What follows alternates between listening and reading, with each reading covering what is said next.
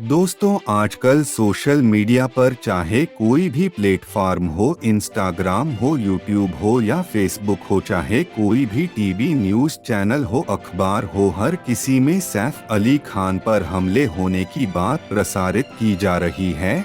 आखिर दोस्तों, सैफ अली खान पर हमले की पूरी सच्चाई क्या है? क्यों उनके ऊपर हमला होता है? किसी से उनकी क्या दुश्मनी थी? हर इंसान इस बात की असली वजह जानना चाहता है, इस वजह की सच्चाई जानना चाहता है। दोस्तों, 16 जनवरी 2025 की यह बात है। सोशल मीडिया पर एक बिल्डिंग का वीडियो तेजी के साथ वायरल होने लगता है। उस बिल्डिंग का फोटो है, साथ में सैफ अली खान और करीना कपूर का भी फोटो लगा हुआ है। उसमें बताया जाता है कि इसी में सैफ अली खान और करीना कपूर रहते हैं। यहाँ पर एक अनजान शख्स आता है और सैफ अली खान पर ताबड़तोड़ हमले कर देता है। दरअसल इस घर पर जो नजर है, वो चाहे वो मीडिया का कोई भी हिस्सा हो, सभी के कैमरे अब इस बिल्डिंग की तरफ जाते हैं और उसे जूम करके दिखाने की कोशिश कर रहे थे। दोस्तों, पहले सैफ अली खान यहीं पर रहते थे, परंतु उन्होंने 2016 में जब उनका बड़ा बेटा पैदा हुआ था, तो उन्होंने अपना दूसरा आशियाना बनाया था, जो कि बैरा का सद्गुरु शरण अपार्टमेंट में है। ये यहाँ रहना शुरू कर देते हैं और एक अनजान शख्स इनकी जिंदगी में आता है और तबाही मचा देता है, और इस तबाही की गूंज अब पूरी दुनिया में फैल चुकी है। हर कोई इसी खबर के बारे में जानने की कोशिश कर रहा है कि आखिरकार वो अनजान शख्स कौन था, क्यों घर में आया और किस वजह से उसने इन पर हमला किया। आज की इस कहानी के माध्यम से यह जानने की, समझने की कोशिश करते हैं कि आखिरकार वो अनजान शख्स कौन था और क्यों वो सैफ अली खान यह उनके बच्चों के पीछे पड़ा हुआ था। दोस्तों, मुंबई का एक इलाका है बैरा, और बैरा की ही एक सद्गुरु शरण अपार्टमेंट के 12वें फ्लोर पर रात लगभग यह 16 जनवरी 2025 की रात 2:30 बजे के आसपास की बात है, जहां पर करीना कपूर और सैफ अली खान के जो 2 बच्चे हैं, एक का नाम तैमूर, एक का जय, उसके ठीक कमरा जो उनका बनाया हुआ है, उस कमरे के सामने खड़ी हुई जो इनकी नौकरानी है लीमा, दरअसल वो चीख रही थी, चिल्ला रही थी। ऐसा लग रहा था जैसे किसी ने उसके मुंह को दबाने की कोशिश कर रहा है। वो चीखने की कोशिश कर रही थी, किसी को बुलाने की कोशिश कर रही थी, और तभी उसका जैसे ही व्यक्ति का हाथ हटता है, तुरंत ही वहां पर सैफ अली खान अचानक से प्रकट हो जाते हैं। और जो उन्होंने अपनी आंखों के सामने देखा, तो एक व्यक्ति है जिसकी उम्र लगभग 32 साल के आसपास बताई जाती है। उस 32 साल के व्यक्ति के पास में उसने जो महिला है, उनके घर का काम करने वाली महिला है, उसको पकड़ा हुआ था, चाकू हाथ में लगा हुआ है। सफल खान ने उसे कहा कि हम बात करते हैं और तुम कुछ भी ऐसा मत करना जिससे कि इनको नुकसान हो। तभी उस महिला ने जैसे ही बचने की कोशिश की, तो उसने एक के बाद एक 2 बार चाकू उसको मार देता है। जैसे ही लीमा को 2 चाकू लगते हैं, लीमा की चीख और ज्यादा तेज निकलने लगती है। तभी सैफ अली खान को गुस्सा आता है और उस लड़के को वो रोकने की कोशिश कर रहे थे कि तुम ऐसा मत करो। जैसे सैफ अली खान तुरंत उसकी तरफ बढ़ते हैं, उसको रोकने की कोशिश कर रहे थे, हाथ में उसके चाकू होता है, वो एकदम से चाकू मार देता है। जैसे चाकू मारता है, तो चाकू सबसे पहले गले पे लगता है, जो कि लगभग 10 सेंटीमीटर तक घाव करता है। उसके बाद उन्होंने संभलने की कोशिश की और जैसे हाथ लगाया, तो हाथ पर 2 बार उसने वार किए थे, और जैसे अपने हाथों को वो पीछे करने की कोशिश करते हैं, फिर उसके बाद फिर सर पर मार दिया जाता है। जो व्यक्ति था, जो अनजान शख्स था, उसने चाकू जब बहुत तेजी के साथ मारा तो पीठ पर रीढ़ की हड्डी में जाकर वह चाकू टूट जाता है। लगभग 2.5 इंच का हिस्सा चाकू का वो रीढ़ की हड्डी में जाकर फंस जाता है। इसके बाद फिर सैफ अली खान की चीखें बहुत तेजी के साथ निकलने लगती हैं। इससे पहले तो उनकी जो मेड थी वो चीख रही थी, चिल्ला रही थी, लेकिन अब इनसे कहीं ज्यादा सैफ अली खान की जब चीखें निकलती हैं तो इस अपार्टमेंट में अब जितने भी शख्स हैं सब के सब जाग जाते हैं, उनकी आंखें खुल जाती हैं। वो जब इस चीख की तरफ दौड़ने की कोशिश कर रहे थे, भागने की कोशिश कर रहे थे, लेकिन यहाँ पर जो एक अनजान शख्स है वो तेज भाग जाता है। लगभग 2:33 के आसपास का यह वाकया रहा होगा। वह 6वें फ्लोर पर कैमरे में कैद हो जाता है। सीढ़ियों के रास्ते से वह भाग रहा था। अब यहाँ लोग समझ ही नहीं पा रहे थे कि आखिरकार हुआ क्या है। अभी तक 2 ही ऐसे शख्स हैं, सैफ अली खान और उनकी जो घर की नौकरानी लीमा, जो यही 2 शख्स जानते थे कि क्या हुआ है। आखिरकार इसके बाद यहाँ से जब सैफ अली खान को ब्लड बह रहा है, सर से ब्लड बह रहा है, गर्दन से भी ब्लड बह रहा है, उनके हाथ से भी ब्लड बह रहा है, तो थोड़ी घबराहट ज्यादा फैल जाती है। अभी यहाँ से इन्हें तुरंत ही तत्काल प्रभाव से लीलावती हॉस्पिटल की तरफ जब रुख करते हैं, तभी सैफ अली खान ने अपना मोबाइल निकाला और मोबाइल निकालने के बाद बैरा पुलिस स्टेशन को वो फोन करते हैं और कहते हैं कि मैं सैफ अली खान बात कर रहा हूँ, मेरे घर पर हमला हुआ है और मुझे भी चोटें आई हैं।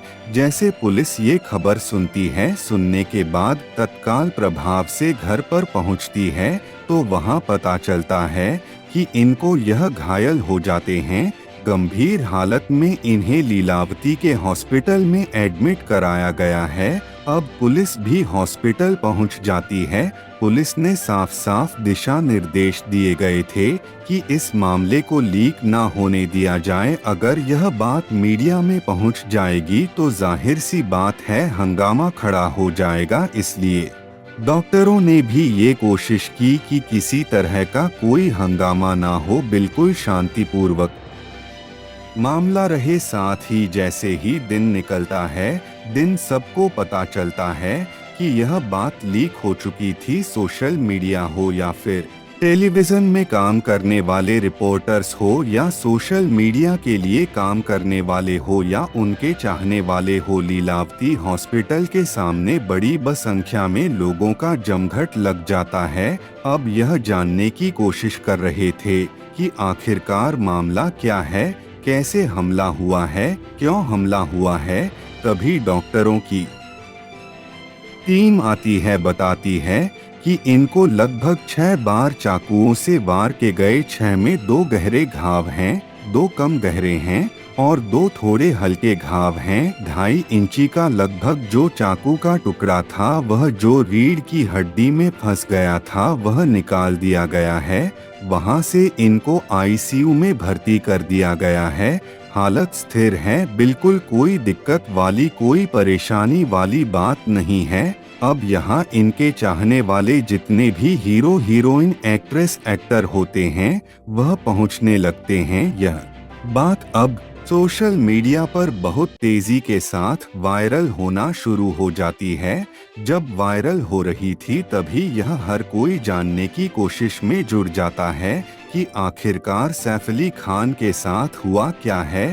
तभी ये इनकी जो की मेड होती है, उसके तहरीर के आधार पर आखिरकार बैरा पुलिस स्टेशन में मुकदमा दर्ज कर लिया जाता है। और मुकदमे का जो आधार होता है, एक व्यक्ति है जो जबरन घर में घुस जाता है। दूसरा आधार यह होता है कि उसने हत्या की कोशिश की है।